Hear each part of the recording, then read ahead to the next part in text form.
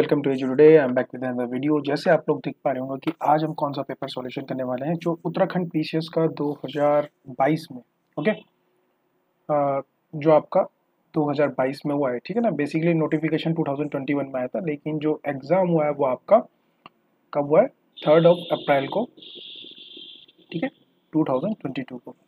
तो हम इस पेपर को सॉल्यूशन करने वाले हैं और देखने वाले हैं इस पेपर का लेवल क्या था और इसके क्या क्या पॉसिबल, मतलब जो जेन्युइन आंसर की है वो हम इसको डिस्कस करने वाले हैं और उसके क्या आंसर हो सकते हैं, ठीक है ना। तो स्टार्ट करते हैं।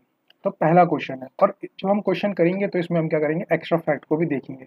तो सबसे पहले क्वेश्चन है कि इसमें following the schedules of the constitution of India, कौन सा शेड्यूल है जो कंटेन करता है provision of anti defection act. तो आपको पता होना चाहिए कि एंटी डिफेक्शन एक्ट पहले कब पास हुआ था। तो ये आया था आपका 52 अमेंडमेंट में, ठीक है। 52 अमेंडमेंट में क्या हुई थी, एंटी डिफेक्शन की बात हुई थी और इसमें बोला गया था कि कोई भी दल बदल विरोधी कानून आता और इसको आपके 10th शेड्यूल में ऐड किया गया था, ठीक है। तो इसका आंसर 10th हो जाएगा। नेक्स्ट आएंगे, how many member are elected from the Lok Sabha for public account committee, PAC committee. आपको पता होगा कि पैक कमेटी क्या होती है, ठीक है। पैक कमेटी में जितने लोग होते हैं वो कितने होते हैं, टोटल इनमें 22 लोग होते हैं, जिसमें आपके 15 लोकसभा से लिए जाते हैं और 7 आपके राज्यसभा से ले जाते हैं।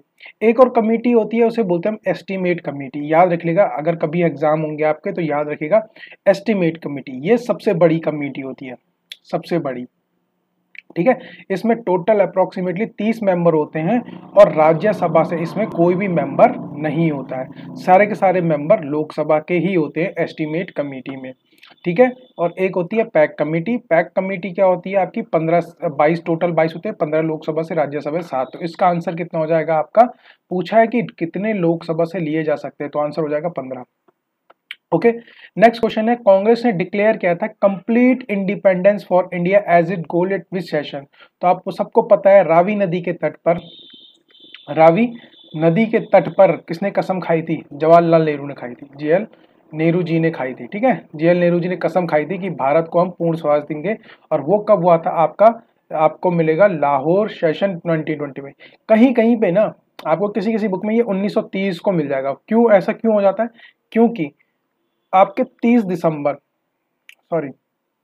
1929 को, ठीक है, 30 दिसंबर 1929 की मध्य रात्रि में ये उन्होंने कसम खाई थी। तो इस वजह से कई बार इसको 1930 लिया था, लेकिन जो एक्चुअल में जो लाहौर सेशन था वो दिसंबर 1929 में हुआ था। तो इसका आंसर हो जाएगा ए। नेक्स्ट क्वेश्चन देखेंगे, when the Hindi version of the national anthem, Hindi version, क्योंकि बंगाली वर्जन तो आपका कब 1911 में पहली बार गाया गया था, ठीक है ना, तो उस समय ले लिया गया था। और तो ये आ जाएगा आपका 24 जनवरी 1950 को पहली बार हमारा जो जन गण मन था उसको अडॉप्ट कर लिया गया था, ठीक है, 24 जनवरी 1950 को। ओके, नेक्स्ट क्वेश्चन है, पहले आपके ह्यूमन राइट कमीशन जो आपका इंडिया में बना, उसके पहले प्रेसिडेंट किसको नियुक्त किया गया, ठीक है ना। The first president is justice रामान। अगर आपसे किसी एग्जाम में पूछा जाता तो आपको याद रखना है।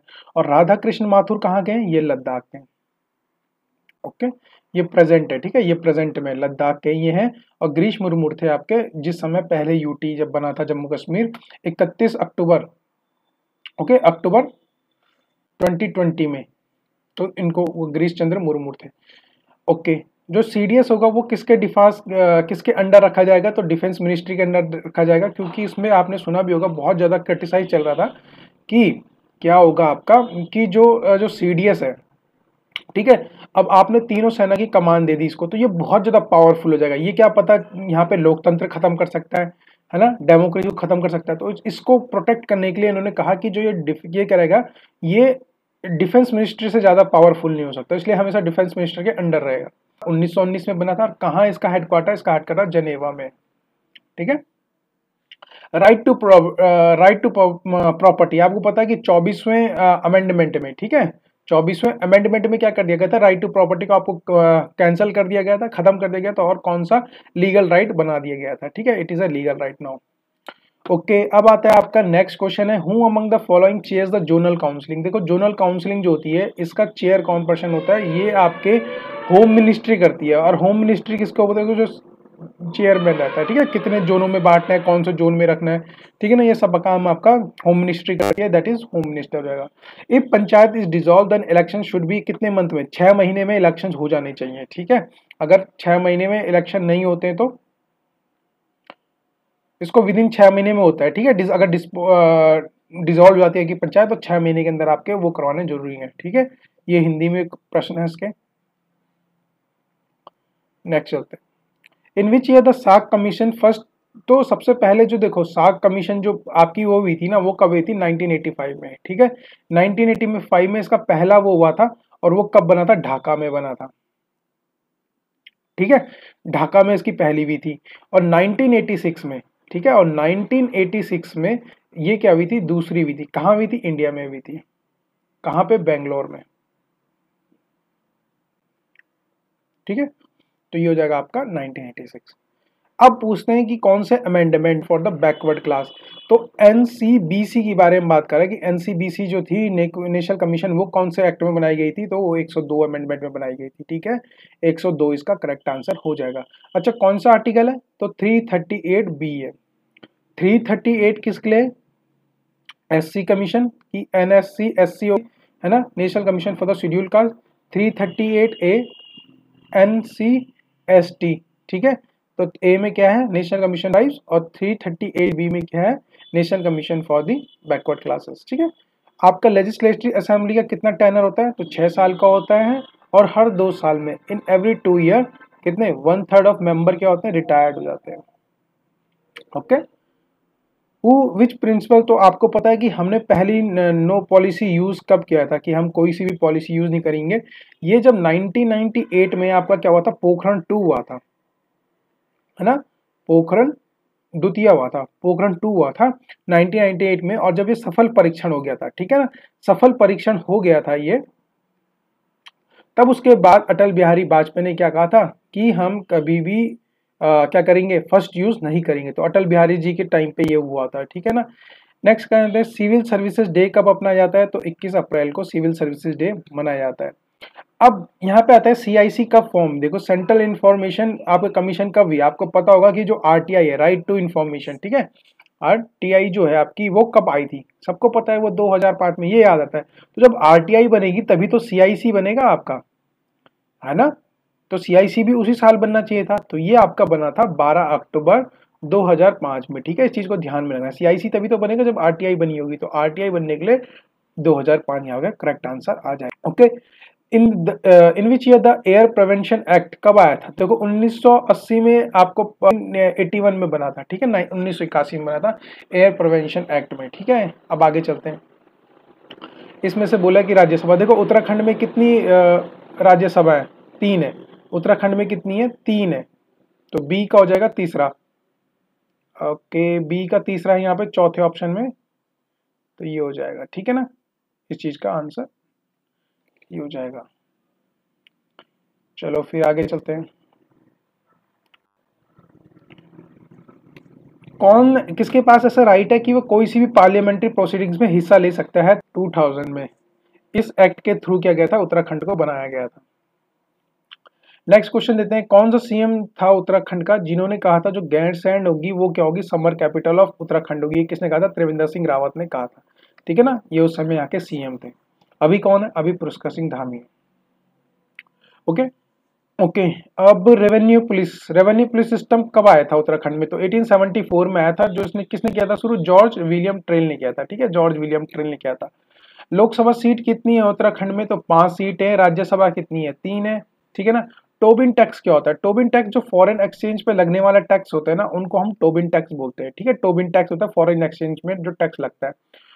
कौन रेगुलेट करता है market of agriculture products in India, भाई कौन करता है, तो आपको पता होना चाहिए, एग्रीकल्चर एपीएमसी आपने सुना भी होगा, एपीएमसी कई लोगों को पता ही नहीं रहा होगा, ये आपने बहुत जब कृषि कानून आए थे ना, तो जब फार्मर्स बिल आए थे तो इनका बहुत ज्यादा रोल आया था एपीएमसी का।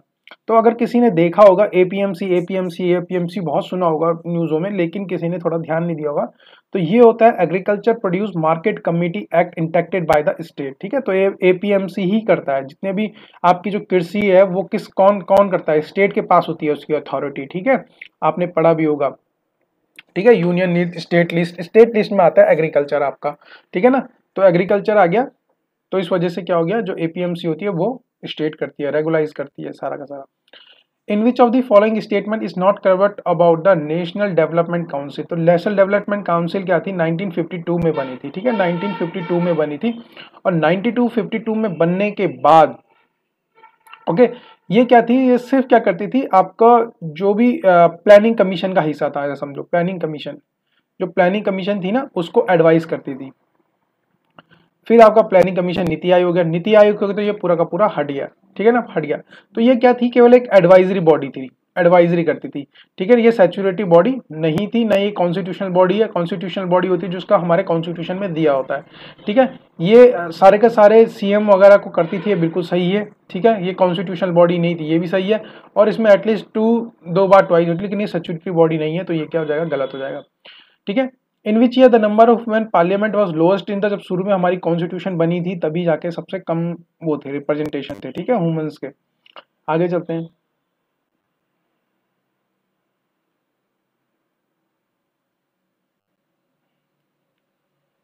ओके, यहाँ पे एक इंग्लिश का पेपर छूट गया, इसी के बारे में देख लेते हैं, हिंदी में ही पढ़ लेते हैं। अंतर्राष्ट्रीय मुद्रा कोष आईएमएफ जो है वो क्या सही है, आईएमएफ के बारे में ये किसी मेंबर्स होते हैं, सिर्फ उन्हीं को ये कर्ज देता है, ठीक है। ये सिर्फ सदस्य देशों को कर्ज करता है, तो ये सदस्य देशों को ही कर्ज देता है ना, ये वाला सब गलत हो जाएंगे, ठीक है। तो ऑप्शन सी हो जाएगा। क्यों, क्योंकि देखो आप सुनना होगा ना कि आईएमएफ के इतने मेंबर है, तो भाई अगर इसका मेंबर बनने का फायदा ही क्या है बताओ, अगर मेंबर ही नहीं बनेगा कोई तो वो कर्ज कैसे लेगा, तो इसलिए उसको मेंबर बनना जरूरी है, ठीक है ना। तो ये वाली बात आपको ध्यान रखनी थी, कॉमन सेंस में था ये क्वेश्चन, ठीक है। एक मुद्रा के मूल्य में वृद्धि की दूसरी मूल्य होती है, तो इसका मतलब है इसको बोलते हैं हम कैपिटल अप्रिसिएशन, ठीक है। मुद्रा का क्या होना, मूल्य भाव बढ़ना, ठीक है। तो ये हो जाएगा आपका सी ऑप्शन, ठीक है, इंग्लिश में से ये बोलते हैं। नेक्स्ट क्वेश्चन है कि जो आपकी इन्फ्लेशन है, ठीक है, इन्फ्लेशन, तो जो इन्फ्लेशन है वो किसको फायदा करती है भाई, अगर इन्फ्लेशन ज्यादा होगा तो जिसने कर्ज लिया होगा, जो डेब्टर होगा, ठीक है ना, वो क्या होगा, उसको ज्यादा फायदा होगा अगर इन्फ्लेशन ज्यादा होगा तो इसका आंसर हो जाएगा ऑप्शन बी। 1991 में आर्थिक सुधार के बाद भारतीय अर्थव्यवस्था में क्या परिवर्तन हुआ था। एक तो हमने क्या कर दिया था, एफडीआई का, हमारे पास क्या हुआ था, जो एफडीआई थी, एफडीआई क्या हो गई थी, हमने अपनी जो एलपीजी मॉडल अपनाया था ना, ठीक है ना, एलपीजी जो मॉडल अपनाया था हमने, ग्लोबलाइजेशन प्राइवेटाइजेशन किया था, ठीक है ना। तो उसके बाद क्या हुआ, जो हमारी फॉरेन डायरेक्ट इन्वेस्टमेंट है, क्योंकि हमने जो बाहर की कंपनियां थी उनको क्या दिया था यहाँ पे, हमने कहा हम आप पे टैक्स कम से कम लगाएंगे, तो जितनी भी एफडीआई हुई कि वो इंक्रीज हुई, तो यहाँ पे एफडीआई का अंतर प्रभाव बढ़ा बिल्कुल। इससे क्या हुआ, जैसे ही एफडीआई आएगी तो हमारे जो फॉरेन एक्सचेंज होंगे वो क्या होंगे, इंक्रीज होंगे, तो फॉरेन इंक्रीज चेंज होंगे, तो बी और सी होना था, ठीक है। नेक्स्ट क्वेश्चन है स्वेट इक्विटी शेयर्स क्या होते हैं। स्वेट इक्विटी शेयर्स जो होते हैं ना, इक्विटी, देखो इक्विटी आपने अभी बहुत ज्यादा न्यूज में शार्क टैंक सुना होगा, तो वो कहते हैं इक्विटी खरीद लो, इक्विटी ले लो। तो इक्विटी में क्या होते हैं, ये जो एम्प्लॉयज होते हैं ना, एम्प्लॉयज या डायरेक्टर, इनको दिए जाने वाला शेयर्स होता है, ठीक है, वो भी डिस्काउंट वगैरह में बेच देते हैं इन्हें। तो कर्मचारी के आयोगों का इसका आंसर होना था option D, for the employments, ठीक है।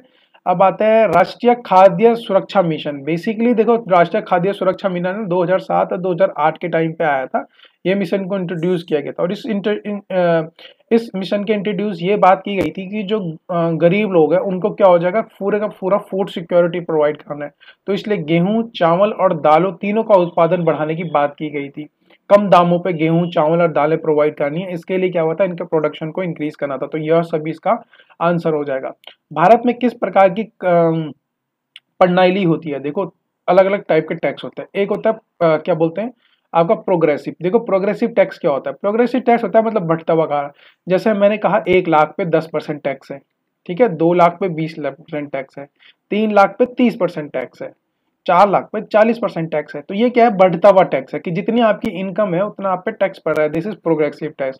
अब आता है प्रोपोर्शनल। प्रोपोर्शनल में क्या होता है, हम क्या कहते हैं कि भाई एक जो प्रोपोर्शन में ले आता है कि मतलब 1 पे अगर 10% ले लिया तो 20 पे हमने हमने 15% ले लिया, और 30 हमने कहा भाई जो जिसके 2 लाख पे 15% है, मैंने कहा 3 लाख से कोई जितना भी ज्यादा होगा ना उसमें हम 20% लेंगे, इससे ज्यादा नहीं लेंगे, तो इसे कहते हैं प्रोपोर्शनल टैक्स। ठीक है, तो अब जो इंडिया में है ना, इंडिया में क्या है, प्रोग्रेसिव और प्रोपोर्शनल का मिश्रण है। ठीक है ना, प्रोपोर्शनल मिश्रण है, तो इसको क्या कहते हैं, इसको हम फिर रिग्रेसिव कहते हैं। ठीक है, तो ये क्या होगा ना, प्रगति होगा। ओके, ठीक है, तो ये हो जाएगी आपकी ऑप्शन डी, प्रतिगामी, से हम बोलते हैं रिग्रेसिव इंग्लिश में। ठीक है, रिग्रेसिव टैक्स। अब बात करते हैं हम कौन सी योजना है, रोलिंग प्लान। तो रोलिंग प्लान जो था वो पांचवी योजना का हिस्सा था, क्योंकि देखो 1951 से लेकर 1956 तक आपकी पहली चली, 56 से लेकर 61 तक की आपकी दूसरी चली, 61 से 66 की आपकी तीसरी चली, और 61 से आपकी 66 तक चली थी। ठीक है, फिर आपके 66 से लेकर ओके सॉरी यहाँ पे क्या हो गया था आपका, 66 में हमारी क्या हो गई थी, वॉर हो गई थी, है ना।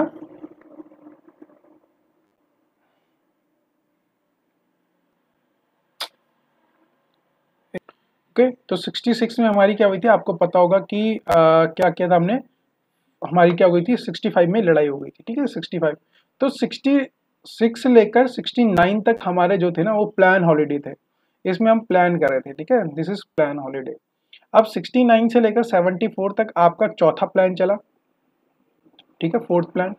अब 74 से लेकर 79 तक चल आपकी क्या होनी थी, देखो 74 से 79 तक की आपकी पांचवी चलनी थी, लेकिन क्या हुआ कि जब 78 के इलेक्शंस जो हुए उसमें आ गई जनता दल, और जनता दल ने आते ही सबसे पहले की जो इनका 5 ईयर का प्लान था ना उसे कैंसिल किया। ठीक है, और इन्होंने अपना एक प्लान चलाया। ठीक है, 78 से लेकर, लेकिन क्या हुआ, जैसे ही मोरारजी देसाई की जनता दल आई, उन्होंने 78 लेकर 80 तक चलाया, तब तक आ गई कौन, फिर से आ गई इंदिरा गांधी जी, और इंदिरा गांधी जी ने फिर से जो इनका प्लान था वो फिर से कैंसिल कर दिया, और फिर आपका जो छठवां चला वो चला 81 से लेकर 85 86 तक। ठीक है, 5 ईयर का प्लान, तो यहाँ पे आपका छठवां चला। तो देखो ये जो बीच का जो था ना, ये एक्चुअल में हिस्सा किसका था, ये पांचवी प्लान का था, तो पांचवी योजना हो जाएगी। ठीक है, तो आपको ध्यान में रखना है। ओके,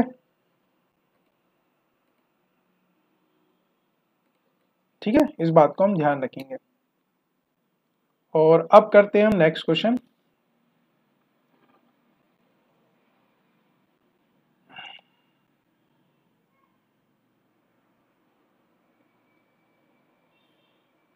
ठीक है, तो अब यहाँ पे पूछा है एनएनपी। देखो एनएनपी क्या होती है, एनएनपी मतलब होता है, एनएनपी इज इक्वल टू आपकी होती है जीएनपी माइनस डेप्रिसिएशन।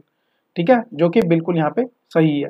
ठीक है, फिर उसने पूछा एनएनपी, तो देखो एनएनपी जो होती है ना, अब हम जीएनपी जानते हैं, जीएनपी क्या होता है, जीडीपी माइनस प्लस और बाहर से आने वाला पैसा प्लस बाहर गया पैसा, तो इसे बोलते हैं हम। ठीक है, तो ये अब जीएनपी होता है, तो मैंने जीएनपी की जगह ये ठूस के यहाँ पे डाल दिया, तो ये भी आपका हो सकता है, जीएनपी माइनस डेप्रिसिएशन से हट जाएगा। ठीक है, तो दोनों सही होंगे। ठीक है,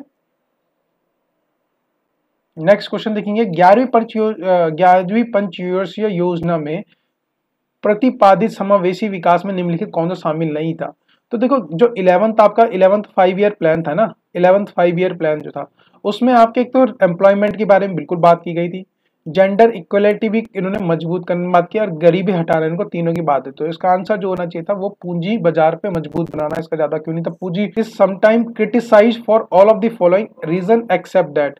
ये जो लाइन थी ना यहाँ पे, ये बहुत क्रूशियल रोल थी। इसमें क्या था कि क्रिटिसाइज करते हैं लेकिन क्या छोड़ के, ठीक है ना, उसको उसमें इसका क्रिटिसिज्म नहीं होता, बाकी सब में इसका क्रिटिसिज्म होता है। तो ये ट्रेड डिस्प्यूट बिल्कुल करवा ही नहीं पाता है, ठीक नहीं करवाता, बिल्कुल सही है।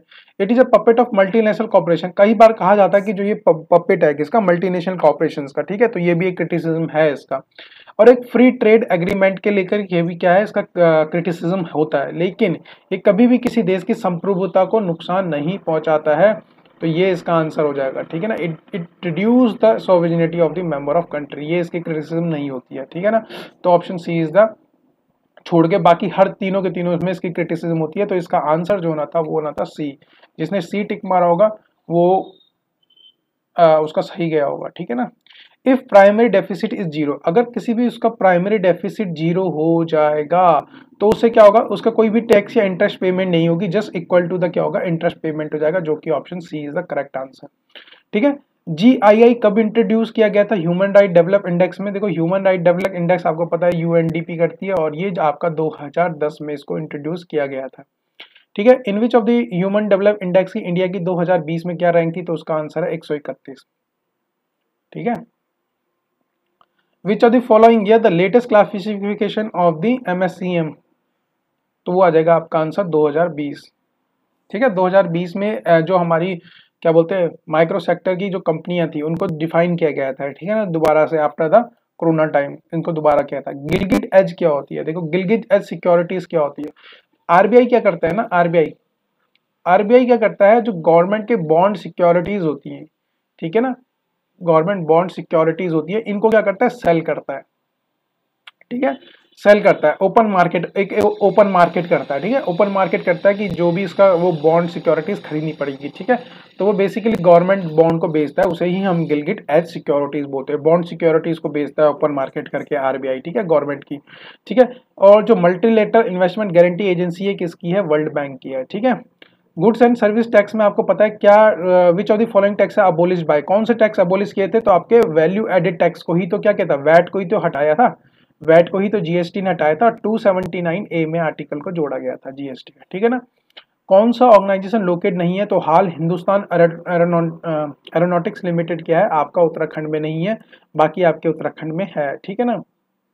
ओके, फॉरेन डायरेक्ट इन्वेस्टमेंट कौन सा एग्जांपल नहीं है? तो देखो जो भी स्टॉक परचेज होते हैं ना, ये पोर्टफोलियो होता है। ठीक है, foreign portfolio, FIPO, foreign portfolio investment. अगर आप कोई भी बॉन्ड, सिक्योरिटीज, ठीक है, स्टॉक्स, ये चीजें खरीदते हो ना, तो ये आपका क्या है, ये FDI में नहीं आता। ठीक है, डायरेक्ट इन्वेस्टमेंट में क्या है, ये आपका FPI होता है। तो FPI मतलब क्या, फॉरेन पोर्टफोलियो इन्वेस्टमेंट होती है ये। नेक्स्ट क्वेश्चन की तरफ चलते हैं। 50वां, how many hill district in Uttarakhand tea develop programme was carried out during the year 2020 से लेकर 2021? ओके, तो ये वाला क्वेश्चन है, इसमें टी डेवलपमेंट प्रोग्राम शायद से, जो मेरे हिसाब से जहां तक 8 इसका आंसर होना चाहिए, लेकिन मैं इसको श्योर नहीं हूं, तो आप इसको क्या कर सकते हैं, स्टार मार्क करके भी छोड़ सकते हैं। ठीक है। ओके, तो यहाँ पे which among the following banks have the lowest number branches, तो वो जितने भी रीजनल बैंक्स हैं ना हमारे, उनमें रीजनल बैंक्स जो है वो कम है यहाँ पे। ठीक है, सबसे कम ब्रांचेस क्या है, रीजनल बैंक्स की है। फादर ऑफ जेनेटिक्स आपको पता है कि मेंडल को कहा गया था, इन्होंने पी के ऊपर क्या किया था, उन्होंने अपनी रिसर्च की थी। ठीक है, father of the classical genetics, basically father of genetics instead of हम कह सकते हैं फादर ऑफ क्लासिकल जेनेटिक्स के जो फादर थे वो कौन थे, जॉन मेंडल थे। रामसर साइट सभी को पता है वेटलैंड से रिलेटेड है। 1971 में पहला आपका क्या हुआ था, वेटलैंड, रामसर वेटलैंड कंजर्वेशन के ऊपर क्या हुई थी, सबमिट हुई थी। ठीक है, in 2021 in the year 2021 the Nobel prize of the chemistry was awarded to the Benjamin List and David MacMillan को हुआ था। ठीक है ना, जो ये डेविड ज्यूलिस और इनको था मेडिसिन के ऊपर, मेडिसिन में मिला था। ठीक है, इनको, और इनको केमिस्ट्री में मिला था। ये कौन थे आपके, अब्दुल कलाम, इनको क्या मिला था, लिटरेचर पे मिला था। 26 जो आपकी क्या बोलते हैं कॉप की जो बैठक हुई थी वो कहाँ हुई थी, ग्लासगो, यूनाइटेड किंगडम में थी, ग्लासगो में। ठीक है, ग्लासगो में हुई थी कॉप की बैठक। The logo of international organisation ये कौन था, जेंट पांडा है। ठीक है, जेंट पांडा क्या है, ये आपका world wide fund for nature से रिलेटेड है। At present the highest civilian award to, हमारा सबसे हाईएस्ट क्या है, वो भारत रत्न है। ठीक है, कब आया था, 1954 में सबसे पहला भारत रत्न को इंट्रोड्यूस किया गया था। रिमोट सेंसिंग सैटेलाइट कौन सी वेव्स यूज करती हैं, तो वो आपकी है इलेक्ट्रोमैग्नेटिक वेव्स क्या करती हैं, यूज करती हैं। इस चीज को आप ध्यान रखेंगे। ठीक है, झूम क्या होती है, झूम एक टाइप ऑफ एग्रीकल्चर होती है, आपको पता होना चाहिए। ये बेसिकली असम साइड इनको बोला जाता है। ठीक है, in which the substance which has a larger number of free electron and offer a low resistance, जो लो रेजिस्टेंस करेगा वो कंडक्ट करेगा, कंडक्ट होता है आपका कंडक्टर। ठीक है, उत्तराखंड में वैट कब किया गया था, तो 1 अप्रैल 2005 को वैट उत्तराखंड में क्या करता है, इंट्रोड्यूस किया गया था। ओके, नेक्स्ट क्वेश्चन चलते हैं। 62, भाई प्लगर ऑफ द ऑयल क्या होता है, आपको सभी को पता है, किसान का दोस्त भी कहा जाता है अर्थवर्म को। विटामिन स्कर्बी किससे होती है, तो विटामिन सी से होती है। ठीक है, और इसी को हम एस्कॉर्बिक एसिड भी बोलते हैं, एस्कॉर्बिक एसिड। भाई जो भी स्पर्म्स उसमें आर्टिफिशियल इंसेमिनेशन के लिए आता है ना, वो लिक्विड नाइट्रोजन में आता है ताकि वो कोई रिएक्टर ना खराब हो। ठीक है, सेलुलोज क्या होता है? सेलुलोज एक टाइप का स्टार्च होता है, स्टार्च मतलब कार्बोहाइड्रेट।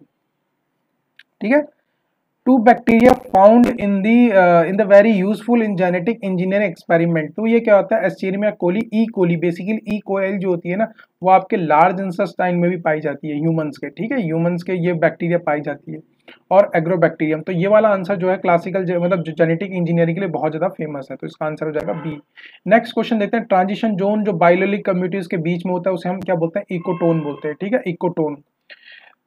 तो यहाँ पे बोल रहा है कि अगर हम इनपुट 1 दे दें और आउटपुट भी आपको 1 मिले तो उस गेट को क्या कहते हैं हम? तो वो गेट आपका और गेट हो सकता है, क्योंकि जब और गेट बनता है ना, तो आपने अगर इनपुट 1 दिया है तो आउटपुट भी 1 ही आ रहा है। ठीक है ना, तो वो उस टाइप का और गेट इसका पॉसिबल आंसर हो सकता है। ठीक है, ओके गाइज, इसका यहाँ पे अगर 1 दे रहे हैं तो सी का जो आउटपुट हो सकता है तो वो 1 हो सकता है यहाँ पे भी। ये अभी सिर्फ मैं बता रहा हूँ, माइट भी कुछ भी चेंज हो सकता है, लेकिन अभी जो मैंने सॉल्व करके बताया वो मैंने आपको बता दिया।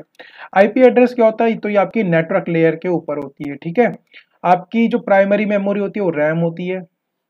ठीक है, कंट्रोल यूनिट, देखो जो यहाँ पे बहुत लड़कों ने परफॉर्मिंग लॉजिकल ऑपरेशंस लगाया है या फिर डिकोड प्रोग्राम इंस्ट्रक्शन लगाया है, तो ये जो काम होता है ना, ये काम होता है आपका एएलयू का, है ना, अर्थमेटिक लॉजिकल यूनिट होता है, सारे ऑपरेशंस करना। ठीक है, जितने भी ऑपरेशंस होते हैं ना वो सारे के सारे कौन करता है? एएलयूज करता है। ठीक है, लेकिन जो सीयू होता है वो क्या करता है? प्रोग्राम को स्टोर करता है। तो इसका हो जाएगा कंट्रोल यूनिट का। तो option C is the correct answer. Light travel vacuum में करती है, क्योंकि लाइट को कोई मीडियम नहीं चाहिए। अगर आप बीच में यहाँ से लाइट मारो और बीच में उसको कोई मीडियम भी नहीं मिल रहा तो वो आगे जाके दिख जाती है आपको। ठीक है ना, उसे पर्टिकुलरली किसी मीडियम की जरूरत नहीं होती है लाइट को ट्रेवल करने के लिए। तो ऑप्शन हो जाएगा वैक्यूम। फिर नेक्स्ट क्वेश्चन की तरफ चलते हैं। Which place the Uttarakhand IMD department install Doppler weather radar? तो इसका आंसर हो जाएगा देहरादून। ठीक है, in which year the forest research institute establish in India? देखो भाई, इंडिया में अगर मैं बात करूं तो देहरादून में तो 1906 में आई थी ये, मतलब इसको सारे लीगल राइट यहाँ पे मिले थे। बाकी जो फॉरेस्ट स्कूल जो बना था वो 1788 में बना था। ठीक है, नेक्स्ट क्वेश्चन देखेंगे, केदारनाथ वाइल्ड लाइफ सेंचुरी का जो आंसर हो जाएगा वो क्या हो जाएगा? हिमालयन मस्क डियर के लिए बनाया गया है। ठीक है, which of the following state tree of Uttarakhand? आप सबको पता है बुरांस। ठीक है ना, स्टेट ट्री। ब्रह्म कमल क्या स्टेट फ्लावर है। ठीक है, नेक्स्ट क्वेश्चन देखेंगे, who among the following was awarded Nobel prize for 2000 peace prize? 2021 का पीस प्राइज किसे मिला है? तो मारिया रेसा दिमरी मित्रोव को मिला है। ठीक है, okay, who is the first Indian women to scale mount Annapurna? Annapurna को करने वाली इनका नाम है प्रियंका मोहिता। ठीक है, प्रियंका मोहिता ने ही माउंट अन्नपूर्णा को वो किया है। ठीक है, in which year the highest civilian award Bharat Ratna was award to Lata Mangeshkar? Lata Mangeshkar 2000 में ही क्या गया था? भारत रत्न दिया गया था। ठीक है, मैताली एक्सप्रेस क्या है? ये अभी ढाका की तरफ चल रही है, तो ये न्यू जलपाईगुड़ी से चल रही है। ठीक है, न्यू जलपाईगुड़ी टू ढाका की तरफ जा रही है। ठीक है, और न्यू जलपाईगुड़ी का है वेस्ट बंगाल में ही है, दार्जिलिंग के पास में आता है, Darjeeling. The world beneath at his feet? देखो भाई, यहाँ पे एक चीज कॉमन, थोड़ा सा आप दिमाग लड़ाओगे तो यहाँ हिज लगा हुआ है। ठीक है, तो हिज का आ नहीं सकता है, सचिन तेंदुलकर की हो नहीं सकती, नवाब पोटीदागी तो थी, ये पुलेला गोपीचंद की थी। और यहाँ पे हिज से पता चल रहा है कि मेल के बारे में बात हो रही है। ठीक है ना, मेल के बारे में। और मैंने भी यही गलती की, इसी तरह से मैंने क्या किया, यहाँ पे हिज को नोटिस नहीं किया। मुझे पता था कि ये जो है ये किसी बैडमिंटन प्लेयर के, तो यहाँ पे मुझे 2 दिख गए, लेकिन मैं हिज को कंफ्यूज कर गया। लेकिन जब घर आके नोटिस किया तब हिज देखा, तब तो मैं देखते ही समझ गया था पुलेला गोपीचंद ही इसका करेक्ट आंसर है।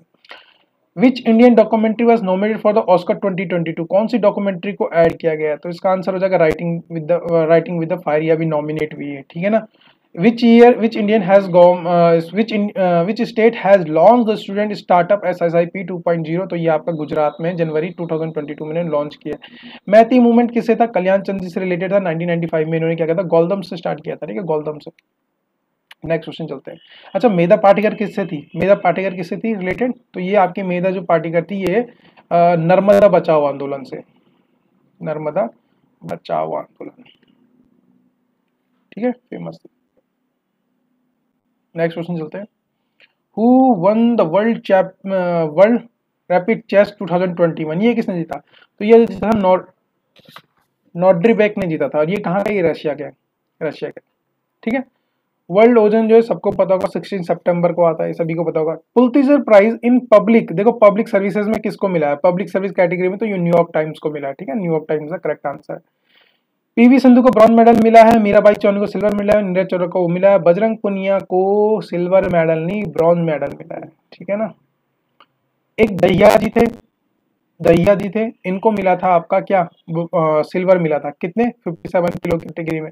और पुनिया जी तो थे, इनको मिला है ब्रॉन्ज 65 किलो की कैटेगरी में, ठीक है, इस चीज को ध्यान में रखना है। Next question, major Dhyan Chand sports university कहाँ बन रही है, ये उत्तर प्रदेश के मेरठ में बन रही है, ठीक है ना। और ये स्पोर्ट्स को कब आता है, 29 अगस्त को हम नेशनल स्पोर्ट्स डे मनाते हैं। इन दिसंबर 2020 में नागालैंड को 6 महीने के लिए फिर से स्पेशल क्या बोलते हैं, स्पेशल पावर एक्ट अफ्सा लगता है ना, तो अफ्सा को नागालैंड को 6 महीने के लिए और वो कर दिया गया था, ठीक है। कौन सा ऐसा railway, which of the following railway station of India has been recently developed with the modern amenities like airport भी होगा इसमें, और public private partnership with the, तो वो कौन सी होगी, रानी कमलापति स्टेशन भोपाल में, ठीक है। ओके, कौन सा ऐसा नॉर्दर्न ईस्ट फ्रंटियर रेलवे ने कौन सा आपका क्या चलाया है, एक स्ट्रेटेजी की है जिससे एलिफेंट जो वाइल्ड है ताकि वो रेलवे ट्रैक से दूर रहे, तो उसका नाम है प्लान बी, ठीक है, प्लान बी। नेक्स्ट क्वेश्चन देखेंगे 94, इसमें से कौन सा है जिसमें नरेंद्र मोदी ने एशिया का सबसे बड़ा एयरपोर्ट बनाने के लिए, तो वो नोएडा में बन रहा है, नोएडा इंटरनेशनल एयरपोर्ट एट जेवार, ठीक है, इसका आंसर ए हो जाएगा। द फेमस गंगा सागर मेला, ये वेस्ट बंगाल में है, ठीक है, ये वेस्ट बंगाल में हुआ था गंगा सागर मेला आपका। फिर आता है which of the following one the golden globe award 2021 for the best motion picture drama, तो ये 79 ग्लोबल अवार्ड में मिला था ये, और ये मिला था द पावर ऑफ डॉग को, ठीक है, इसका आंसर हो जाएगा बी। फिर बारे में बात करते हैं, देखो कुचिपुड़ी कहाँ का है, कुचिपुड़ी आंध्र प्रदेश का, सी का 4 होना था, ठीक है, तो सी का 4 होना था, तो सी का 4 ढूंढे, C4 यही है, तो C is the correct answer. Google, देखो गूगल क्या है, सुंदर पिचाई सीईओ है गूगल के, माइक्रोसॉफ्ट के सत्या नडेला है, तो ए का 2 देख लो, और ए का 2 से बी में, तो बी आंसर द करेक्ट, ठीक है। नेक्स्ट क्वेश्चन चलते हैं, विच of the following first Jan council was held, तो देखो भाई पहली जो हुई थी वो कहाँ हुई थी, पाटलिपुत्रा में हुई थी, ठीक है ना, यहाँ पे जैन काउंसिल था, जैन काउंसिल, तो जैन काउंसिल कहाँ थी, पाटलिपुत्रा में हुई थी। Among following place has written by the Harshavardhana, तो प्रियदर्शी का देखो कादम्बरी और हर्षचरित्रा, ठीक है ना, ये तो आपके लिखी थी किसने, बाणभट्ट ने, ठीक है। देवचंद्र गुप्तम और प्रियदर्शिका में से प्रियदर्शिका इनकी थी, बेसिकली हर्षवर्धन ने 3 प्ले लिखे थे, उसमें से एक प्ले ये है प्रियदर्शिका, ठीक है। ओके, फीमेल किंग रुद्रमा देवी किससे रिलेटेड है, तो ये काकातीय डायनेस्टी से रिलेटेड है, बहुत फेमस किंग थी। लीलावती जो किताब है ये क्या थे, एक मैथमेटिशियन थे Bhaskar. The rich text explain about the 8 different phases of the agriculture, फिर से इसमें एक स्टार लगाएंगे, ये थोड़ा सा डाउटफुल क्वेश्चन है मेरे लिए, क्योंकि दिवांसम और महावंशम ये तो श्रीलंका से रिलेटेड थे, ठीक है, और श्रीलंका से रिलेटेड थे, और इस ये भी बुद्धिस्ट है, ये भी बुद्धिस्ट है, ये भी बुद्धिस्ट है, ये भी बुद्धिस्ट है, वो है, ठीक है, टेक्स्ट है इसमें, लेकिन इसमें किसके, इसमें तंत्रा मंत्रा से रिलेटेड है, तंत्रा एंड मैजिक से रिलेटेड है आपकी ये वाली, तो ये वाली तो हो नहीं सकती आई थिंक। मिलिंद पहनों में क्या हुआ था कि बेसिकली एक बौद्ध भिक्षु के साथ ग्रीक और बौद्ध भिक्षु का क्या है, संवाद है इसमें, ठीक है। तो इन तीनों में से कोई भी आंसर हो सकता है, लेकिन मुझे ऐसा कोई याद नहीं है कि इन तीनों में से कौन सा आंसर हो सकता है, तो हम इसे स्टार मार्क मार देंगे, ठीक है। What was the ratio of the gold and silver coin in the Saka Satrap period, ठीक है, इसमें कौन सा था, तो इसमें गोल्ड का तो 1/35 रेशियो से मिलाते थे, ठीक है। गदिया क्या है, गदिया एक कॉइन होता है, ठीक है। उदरांजल क्या है, चेरा डायनेस्टी में बिलोंग करता था उदरांजल, ठीक है, ये वहां का किंग था। ओके, ये तो सबको पता है, कैलाशों का एलोरा का टेंपल कैलाश माता का किसने बनाया था, कृष्णदेव राजपूतो ने बनाया था, कृष्ण फर्स्ट ने बनाया था, ठीक है, कृष्णदेव फर्स्ट ने बनाया था। In more orient media period pranayam is a love marriage tax, basically love marriage नहीं था, ये जो ये अफेक्शंस में रिलेटेड दिया जाता था ना, कुछ चीज गिफ्ट की जाती थी, ठीक है, अफेक्शन में कुछ गिफ्ट किया जाता था उसको, मतलब लव में या किसी उसमें ना प्यार प्रेम में कोई चीज का गिफ्ट देते थे, तो उसके ऊपर जो टैक्स लगता था वो होता था, तो यहाँ पे लव मैरिज का एक ऑप्शन मात्र दिख रहा है ऑप्शन, तो ये आंसर हो जाएगा लव मैरिज, ठीक है। नागभट्टा दुत्ता को किसने हराया था, तो गोविंद थर्ड ने हराया था, गोविंद तृतीय ने इसको हराया था। हजार दिनारी मलिक काफूर को बोलते हैं, सबको पता है, ठीक है। और राइवल ऑफ इल्तुतमिश नहीं था, तो देखो यालोदोज इसका क्या था, इल्तुतमिश का वो था, क्योंकि इल्तुतमिश ने इसको ताजुद्दीन यालुदोज को क्या था, हराया था इसको। और जब हराया था ना तो ये इसका क्या था, दुश्मनों की फ्ली हो गया था और ये क्या कर रहा था, सेना संगठन कर रहा था इल्तुतमिश के खिलाफ। ठीक है, फिर आता है अली मर्दान। अली मर्दान ने क्या कहता है, इल्तुतमिश के टाइम पे खुद को बंगाल का क्या कर दिया, स्वतंत्र वो घोषित कर दिया था। ठीक है, खुद को स्वतंत्र घोषित कर दिया था फ्रॉम बंगाल। तो ये भी इसका क्या था, उस समय राइवल था। और नसरुद्दीन कुबेचा भी क्या था, ये भी इल्तुतमिश के खिलाफ क्या कर रहा था, षड्यंत्र रच रहा था। तो ये भी इसका एक राइवल था। ठीक है, बच्चा कौन, मलिक अल्तुनिया इसका राइवल नहीं था। तो इसका आंसर हो जाएगा डी ऑप्शन। सबसे ज्यादा रिंग इंदिरा वेक होगी, तो सभी ने करा होगा। ठीक है, नेक्स्ट क्वेश्चन की तरफ चलते हैं। फिर आता है who among the following wrote the Khazain ul Futuh. ये फतूह जो किताब लिखी थी ये अमीर खुसरो ने लिखी थी। ठीक है, नूरजहां का जुंटा। देखो नूरजहां ने जब क्या किया था, देखो सबसे पहले जो नूरजहां थी ना, ये ईरान के किसी राजा की वो थी। ठीक है, ईरान का कोई राजा था, उसकी बीवी थी ये। और जब मुगलों ने ईरान पे क्या था, कब्जा करने की कोशिश की थी, तो मुगलों के साथ लड़ाई जब हुई थी तो उसमें इसका जो हस्बैंड था नूरजहां का, तो मर गया था। तो फिर इसने क्या कर दिया था, जो जहांगीर था, जहांगीर से क्या हुआ था, शादी कर ली थी। किसने, नूरजहां ने। और जब नूरजहां ने जहांगीर से शादी कर ली थी तो इसने क्या किया था, अपना एक फैमिली का क्या बनाया था, एक ट्री बनाया था इसने, मतलब अपने उसमें। तो एक उसमें इसका भाई था, एक उसके पिताजी थे और एक उसका बेटा था। और ये क्या करती थी नूरजहां, इन तीनों के हिसाब से ना, जो भी जहांगीर की पॉलिसीज रहती थी उसके अगेंस्ट ये क्या करती थी, इन तीनों को यूज करती थी। ठीक है, पहले इसने क्या कहा था, नूरजहां ने अपने पिताजी को एक पोस्ट दिलाई थी। ठीक है, जैसे खाने मतलब ये क्या होता है, कुछ जो किंग का क्या होता है, ये सबसे खास बन गया था। ठीक है, तो इमाद उद्दुल्ला क्या था, फादर था। ठीक है, किसका, नूरजहां का। और पहले इसने क्या किया, छोटी पोस्ट में दिलाया, फिर बाद में ये क्या किया, 10 साल में इसने अपनी लॉयल्टी प्रूव कर दी राजा को, और इसको क्या कर दिया था इसने, फिर एक बहुत खास पोजीशन दी थी।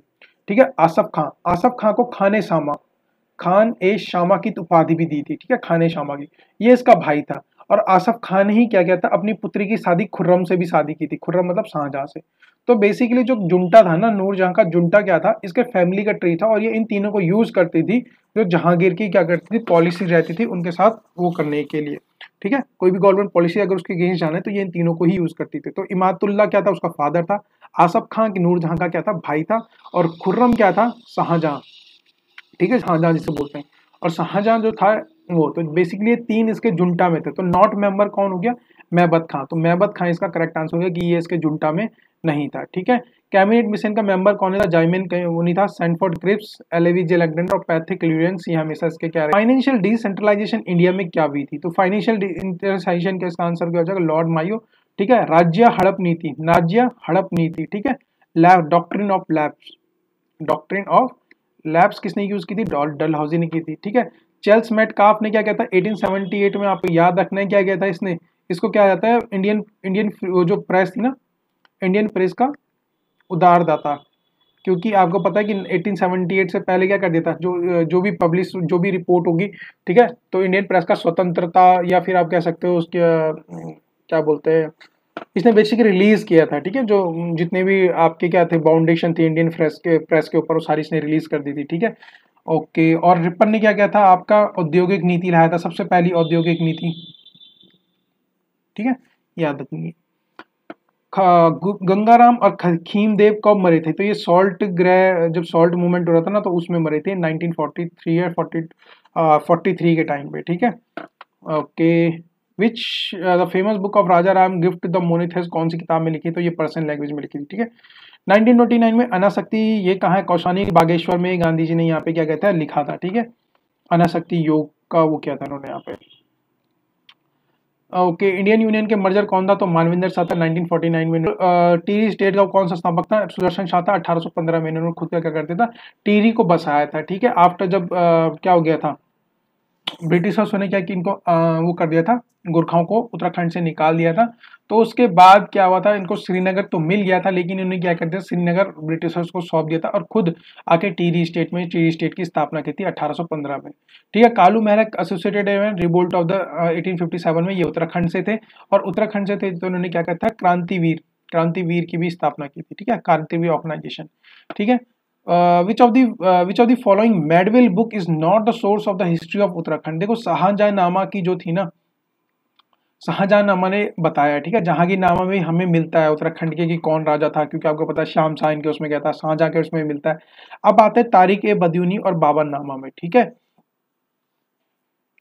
ओके, तो यहाँ पे लिखा है नॉट, ठीक है, तो बदयूनी में भी इसके क्या मिलता है, तारिक ए बदयूनी में भी इसके बारे में मिलता है, लेकिन जो बाबरनामा है इसके बारे में नहीं मिलता है, ठीक है। तो इसका आंसर जो ना था वो चीजें नहीं मिलती हैं, ठीक है।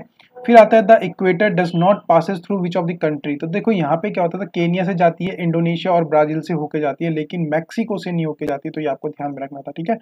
तो ये आंसर इसका बी होना था, ठीक है। नेक्स्ट क्वेश्चन है which of the sound Indian tradition developed Vijayanagar में कौन सी डेवलप हुई थी, तो उसका नाम है यक्षगान। यक्षगान वैसे कहाँ का है, आंध्र प्रदेश का है, ठीक है। सॉरी, यक्षगान जो है वो आपका आंध्र प्रदेश का नहीं है, आपका कर्नाटक में है यक्षगान, ओके। यक्षगान था इसका आंसर, ठीक है, यक्षगान।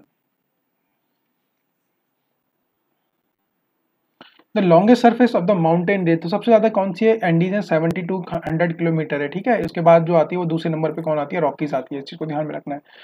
कहाँ पे, जब आपकी ईस्टर्न घाट और वेस्टर्न घाट जहाँ पे मिलती हैं, तो इन दोनों को बीच में ज्वाइंट करने वाली कौन सी है, नाइग्रा हिल्स है। नाइग्रा हिल्स की सबसे बड़ी वो कौन है, डोडा बेटा। डोडा बेटा सबसे बड़ी क्या है पे चोटी है, डोडा बेटा, ठीक है। अनाईमली आपकी साउथ में, साउथ की सबसे बड़ी वो चोटी है, okay. Does not flow in the north Atlantic, Uttar Atlantic में नहीं बहती है, तो वो क्या है, बुगेला, ठीक है। ओके सॉरी, ये जो होगी आपकी, जो ये होगी फ्लोरिडा होगी इसका आंसर। इसका आंसर क्या होगा, फ्लोरिडा, क्योंकि उत्तर अटलांटिक है ना, तो उत्तर अटलांटिक में कौन सी नहीं बहती, तो फ्लोरिडा वहां बहती है, लेकिन सॉरी फ्लोरिडा नहीं बहती, ठीक है, याद रखना। Second largest island of the world कौन सा, देखो सबसे पहला है ग्रीनलैंड, ग्रीनलैंड सबसे बड़ा है। दूसरा जो आपका न्यूगिना, न्यूगिना। तीसरा कौन सा है, ब्रोने, ठीक है। और चौथा है आपका मेडागास्कर। तो यहाँ पे आपका आंसर दूसरा पूछा है, तो यहाँ पे क्या हो जाएगा, न्यूगिना, ठीक है। फोन क्या है, आल्प्स माउंटेन में बहती है, ये क्या है, पवन जो आपकी हवा होती है ना, वो होती है, ठीक है। कौन कौन सी विंड्स, बेसिकली विंड्स हैं ये, ठीक है, विंड्स के बारे में बोल रहे हैं। तो कौन सी पवने, विंड्स को शायद हिंदी में पवने बोलते होंगे, पवने के बारे में बात कर रहा है। तो फोन जो है वो कहाँ बहती है, आल्प्स माउंटेन बहती है, जो बिल्कुल सही है। खमसीन जो है वो इजिप्ट में बहती है, ये भी बिल्कुल सही है। जो मिस्ट्रल है ये कोल्ड टाइप की, और ये कनाडा के साइड बहती है शायद, ठीक है ना, कनाडा के साथ बनती है, तो ये बिल्कुल सही है। जो बोरा है वो युग्लोस्लोवाकिया में बहती है, युग्लोस्लोवाकिया में बहती है, ठीक है, लेकिन ये साइबेरिया में नहीं बहती है, तो ये आंसर हो जाएगा गलत, इसको काट दो, ठीक है। तो ये वाला था कि कौन सा मैथ सही नहीं है, तो वो यही वाला सही नहीं है। फिर आती है दुनिया की सबसे लॉन्गेस्ट, वो क्या ना, देखो लॉन्गेस्ट जो है ना वो कौन है दुनिया की, वो नाइल है। अब यहाँ पे सेकंड लॉन्गेस्ट पूछिए तो वो अमेजन है, लेकिन अगर पूछा जाए लार्जेस्ट कौन है दुनिया की, लार्जेस्ट रिवर कौन है, तो वो अमेजन है। एक चीज में कंफ्यूज मत होना, लॉन्गेस्ट और लार्जेस्ट में, जैसे मैं कंफ्यूज हो गया था, तो इसका आंसर क्या हो जाएगा आपका, अमेजन, दूसरी सबसे वो होगी, ठीक है। इनमें से कौन सा मेटामॉर्फोरिक रॉक नहीं है, तो देखो मार्बल क्या है, डोलामाइट से ही तो मार्बल बनता है, तो ये डोलामाइट क्या हो जाएगा, सेडिमेंट्री रॉक में आएगा, ठीक है ना। तो यही मेटाफॉरिक रॉक नहीं है, डोलामाइट, ठीक है। अब आता है कि कौन सा प्लेट्यू इन दोनों के बीच में, तो देखो ये आपका अगर भारत का नक्शा हो गया, ये आपका अरावली हो गया, और ये आपकी विंध्याचल रेंज हो गई, ठीक है ना। इससे विंध्याचल के यहाँ पे क्या हो गया, सतपुड़ा रेंज हो गई, और आपका अरावली यहाँ पे आ गया, ठीक है, इस तरह से समझो। तो यहाँ पे एक पठार बनता है ऐसा, ये आपकी अरावली हो गई, ये आपकी, पहले आता है आपका मालवा का पठार, मालवा के पठार के ऊपर आपका है बुंदेलखंड का पठार, और इसके फिर यहाँ पे से थोड़ा सा आगे जाके होता है आपका छोटा नागपुर का पठार। तो इन दोनों के बीच में जो है ना वो कौन सा पार है, मालवा का पठार, तो आंसर हो जाएगा मालवा का पठार। बाउल ऑफ शुगर किसे कहते हैं, क्यूबा को कहते हैं, आप सबको पता होगा। फिर आता है इनमें से कौन सी रिवर नहीं है, तो ब्यास इसकी रिवर है, ट्रिब्यूटरी सिप्ती इसकी रिवर है, बसपा इसकी रिवर है, लेकिन रवि इसकी क्या बोलते हैं, ट्रिब्यूटरी रिवर नहीं है, ठीक है ना। तो Ravi is the correct answer हो जाएगा यहाँ पे। नेक्स्ट क्वेश्चन देखिए, वेजिटेशन किसने कहा था, कोपन ने कहा था। कोपन ने कहा था कि ये क्या हो जाएगा, vegetation is the true index of the climate, और इसी के आधार पर उसने क्या कहा था, विभाजित किया था ना कि कौन सा क्या क्या होगा, ठीक है ना। तो इसने अलग अलग नाम दिए थे। अब देखो इसमें से कह रहा है कि होमोस्फीयर का हिस्सा कौन सा नहीं है, तो देखो मेसोस्फीयर, स्ट्रेटोस्फीयर और टोपोस्फीयर, ये तीनों मिला के होमोस्फीयर होते हैं। और मेसोस्फीयर से ऊपर आपका अगर मत थर्मोस्फीयर और एक्सोस्फीयर, जिन दोनों को मिला के हम बोलते हैं आइनोस्फीयर, ये क्या होती है, हेट्रोस्फीयर का वो होता है, ठीक है ना। तो इसका आंसर हो जाएगा ionosphere. Which country is not located on the continent of Africa, के कॉन्टिनेंट में नहीं है, तो गिनी, ग्वेना बेसिन्स और गैबोन क्या है, ये आपका अफ्रीका में, जो ग्वेना में है ये साउथ अमेरिका में है, ठीक है, साउथ अमेरिका में। तो इसका आंसर हो जाएगा option B is the correct answer. ठीक है, नेक्स्ट क्वेश्चन देखेंगे गाइज हम, आगे चलते हैं। पीटर्सबर्ग ऑफ द इंडिया क्या कहलाता है? पीटर्सबर्ग तो ये आ जाएगा जमशेदपुर, ठीक है ना, जमशेदपुर कहलाता है। माता टीला, ये तो लोअर पीसेस में भी आया था, लोअर पीसेस के पेपर में भी सॉल्व कराया था। माता टीला कौन सी रिवर पे? बेतवा नदी पे। अब आता है HVJ नेचुरल गैस पाइपलाइन। ये पाइपलाइन आपकी बेसिकली कोटा से उत्तर प्रदेश की तरफ शाहजहांपुर में है, ठीक है ना। तो ये कई क्या होते हैं जगह से होते हुए जाती है, जिनके स्टेशन बनते हैं। तो जैसे गुआना, गुआना कहाँ है? झबुआ में है, झबुआ, झबुआ, ठीक है, झबुआ यूपी में है, ठीक है ना। और औरैया भी यूपी में, ये भी इसका क्या है स्टेशन है। और बराबला इसका क्या है? मेजर स्टेशन में है, ठीक है। ये दोनों आपको बरबला और औरैया और झबुआ, ये इनके 4 मेजर स्टेशनों में से स्टेशन है, 3 स्टेशन, ठीक है। तो अनोला कोई भी नहीं था, तो ये आंसर इसका करेक्ट हो जाएगा, ठीक है ना, कि ये इसका कोई भी नॉट लिखा हुआ है कि नहीं है, तो अनोला नहीं है, ठीक है ना। विच of the following state has the highest sex ratio in 2011? तो सभी को पता है भाई, केरला में सबसे पहले सबसे ज्यादा जेंडर रेशियो है। उसने बोला स्टेट, ठीक है ना। वैसे अगर यूटी काउंट होता तो यहाँ पे क्या आता? पुदुचेरी आता, पुदुचेरी का। लेकिन यहाँ पुदुचेरी ने तो तमिलनाडु इसका करेक्ट आंसर हो जाएगा, ठीक है, तमिलनाडु का। केरला के बाद जो स्टेट जिसके सबसे ज्यादा जेंडर रेशियो था वो कौन था? तमिलनाडु था।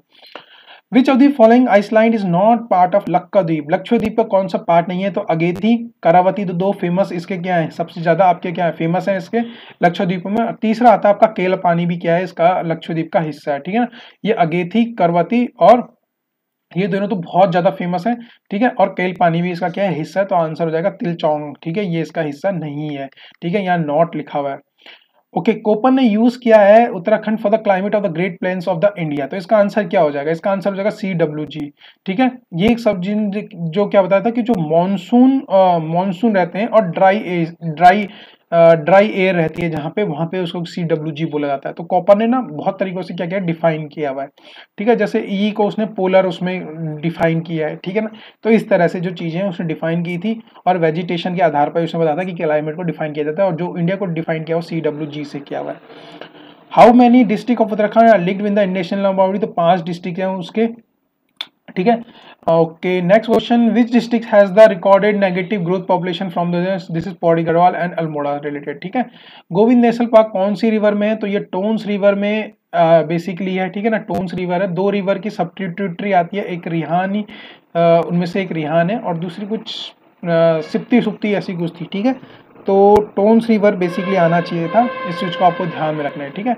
नेक्स्ट क्वेश्चन है सिडकुल। तो सिडकुल का आपको पता है कि 7 इंडस्ट्रियल जोन है उत्तराखंड में, ठीक है, 7 इंडस्ट्रियल जोन है। कहाँ का?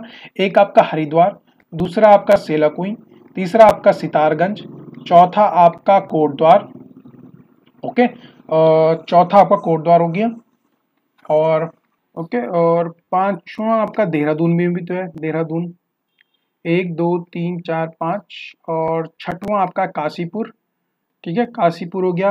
हरिद्वार, देहरादून, सेलाकुई, कोटद्वार, सितारगंज, काशीपुर, और ये, ठीक है। तो रुड़की में नहीं है बेसिकली, ठीक है। यहाँ पे इसने बोला कौन सा नहीं है, तो सेलाकुई में ऑलरेडी नाम लिख चुका हूँ, सितारगंज में ऑलरेडी नाम चुका हूँ, हरिद्वार लिख चुका हूँ, तो Roorkee is the correct answer. खैर किस में नहीं होता? तो सब ट्रॉपिकल फॉरेस्ट में नहीं होता है, ठीक है, सब ट्रॉपिकल फॉरेस्ट में ये नहीं होता है। कोडारमा, कोडारमा कहाँ है आपका, ठीक है ना। कोडारमा पूछा हुआ कि कोडारमा कहाँ है, तो ये झारखंड में है, ठीक है। कोडारमा आपका था झारखंड में, ये झारखंड में। और किस लिए फेमस है? माइका की खानों के लिए फेमस है, ठीक है, माइका की खानों के लिए बहुत ज्यादा फेमस है। ओके, अभी हम चलते हैं आगे। अच्छा, हमने 150 प्रश्न कर दिए। तो गाइज होप सो आपको 148 के मैंने करेक्ट आंसर्स दे चुका हूँ, 2 क्वेश्चंस में डाउटफुल है, ठीक है ना। तो आप लोग अपने आंसर चेक कीजिए और बताइए आपके मार्क्स कितने आ रहे हैं। बेसिकली अगर मेरे हिसाब से देखा जाए, जो जनरल की कट ऑफ वो 90 के आसपास रहने वाली है, ठीक है, 90, क्योंकि 60% एक उन्होंने फिक्स क्राइटेरिया बना रखा है कि जितने भी एग्जाम होंगे 60% के आसपास रहेगी। तो मेरे हिसाब से जो कट ऑफ रहनी चाहिए जर्नल की, वो 88 से 90 के बीच में ही आपको मार्क्स देखने के लिए मिल सकते हैं, ठीक है। अगर आपके मार्क्स 95 से अबव हैं तो आप श्योर मेंस की तैयारी में लग जाइए, क्योंकि आपके 101% चांस है इस पेपर में, जो पेपर का लेवल अच्छा था। ओके गाइज, मिलते हैं नेक्स्ट वीडियो में। CSET का सॉल्यूशन लेके आऊंगा बिल्कुल, तो चेक करेंगे। वैसे CSET सिर्फ क्वालिफाइंग था, तो ज़्यादा लोग उसमें इंटरेस्टेड नहीं है, लेकिन बट स्टिल मेरा काम है करवाना, तो मैं आपके लिए पूरा सॉल्यूशन लेके आ जाऊंगा। Okay guys, thank you so much, मिलते हैं नेक्स्ट वीडियो में।